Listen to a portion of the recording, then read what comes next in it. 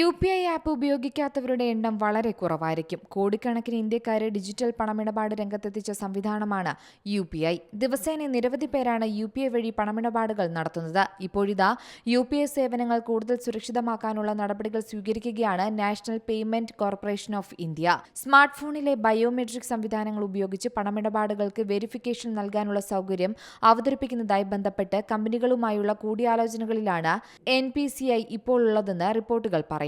ഇതോടെ ഫോണിലെ finger print sensor, face ID സംവിധാനങ്ങൾ ഉപയോഗിച്ച് UPI പണമിടപാടുകൾ നടത്താനാകുമെന്നതാണ് മെച്ചം. നിലവിൽ UPIയുമായി ബന്ധപ്പെട്ട് പലവിധ തട്ടിപ്പുകൾ നടക്കുന്നുണ്ട്. ഇത് കണക്കിലെടുത്താണ് പുതിയ നീക്കത്തിന് ഒരുങ്ങുന്നത്.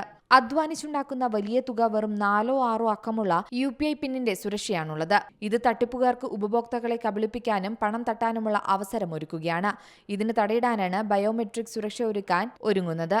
UPI പിന്നിനൊപ്പം അധിക സുരക്ഷയായാണ് ബയോമെട്രിക് സംവിധാനങ്ങൾ ഉപയോഗിക്കുന്നതെന്ന് സൂചനയുണ്ട്. ഈ സംവിധാനം എന്ന് നിലവിൽ വരുമെന്നതിൽ വ്യക്തതയില്ല. News desk Zee Malayalam news. പുതിയ വാർത്തകളും വിശേഷങ്ങളും ഇനി വിരൽ തുമ്പിൽ. എല്ലാ ഡിജിറ്റൽ പ്ലാറ്റ്ഫോമുകളിലും ഇപ്പോൾ സീ മലയാളം ന്യൂസ് ലഭ്യം.